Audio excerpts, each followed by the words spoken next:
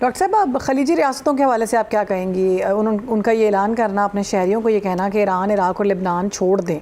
اس بات کا حتمی اشارہ ہے کہ اب سفارتکاری کے دروازے جو ہیں وہ بند ہو چکے ہیں، اور ٹرمپ دعویٰ کر رہے ہیں کہ ایران کی 90% جو میزائل صلاحیت ہے وہ ہم نے تباہ کر دی ہے، جبکہ ایران جارحانہ جواب دے رہے ہیں۔ اس تضاد میں سچائی کا پلڑا کس طرح بھاری نظر آتا ہے؟ کیونکہ ٹرمپ کی جو بیانات ہیں وہ تو ایسے ہی لگتا ہے کہ خود سے ہی کہانیاں گھڑتے ہیں، خود سے ہی خوش ہوتے ہیں، خود سے ہی لوگوں کو بتاتے ہیں، اور بعد میں بیٹھ کے سوچتے ہیں کہ یہ میں نے کیا کر دیا۔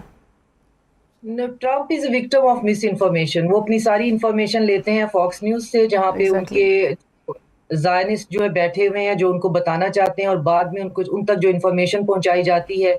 وہ صرف وہی دی جاتی ہے جو ان کو غصہ نہ دلائے۔ اور بہت زیادہ یہ اب ڈیپ ڈسکشن ہو رہی ہے کہ ان کا ٹیمپرامنٹ بہت زیادہ خراب ہو گیا ہے، اور وہ کوئی ایسی بات نہیں سننا چاہتے ہیں جو ان کے کانوں کو بھلی نہ لگے۔ تو ان کے پاس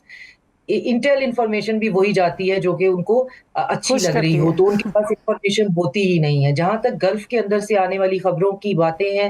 تو گلف کے اندر بہت ہمیں اسٹرکٹ قسم کی اب ایک ڈویژن نظر آتی ہے، اور وہ خبریں کہاں سے آتی ہیں وہ ہمیں ان کوارٹرز کو دیکھنا پڑے گا تو ہم انہیں ایڈریس کر پا سکتے ہیں۔ اگر وہ خبر جو سعودی عربیہ اور اس کے الائڈ جو ہیں وہ فرینڈز جو گلف کے ہیں وہاں سے ہے تو ہمارے لیے میٹر کرتی ہے، لیکن اگر وہ وہاں سے آ رہی ہے، یو اے ای سے، بحرین سے، تو یہ بالکل ایک ڈفرینٹ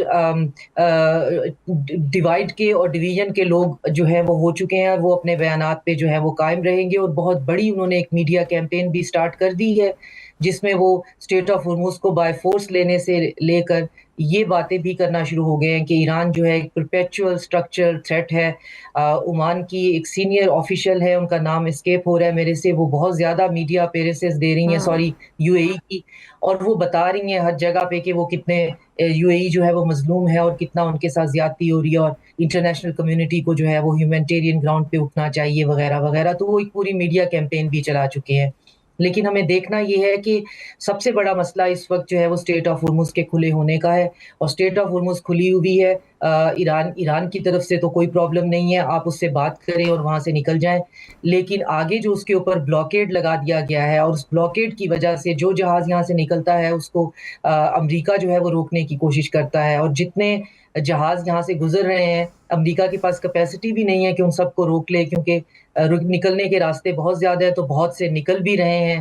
رشیا اور چائنا کے جہازوں کو امریکہ ویسے خود بھی نہیں چھیڑ رہا ہے زیادہ تر، تو جو ایرانین ہیں ان کو روک رہے ہیں، جو ایران کو تھوڑا ٹال دے کے آ رہے ہیں ان کو روک رہے ہیں، اور اس بلاکیڈ کی وجہ سے جو ہے، اور بلاکیڈ کے بارے میں کہہ رہے ہیں جی کہ ہم اس کو ہم بڑھانا چاہتے ہیں، اس کو ہم لمبے عرصے تک لگانا چاہتے ہیں۔ تو مسئلہ وہیں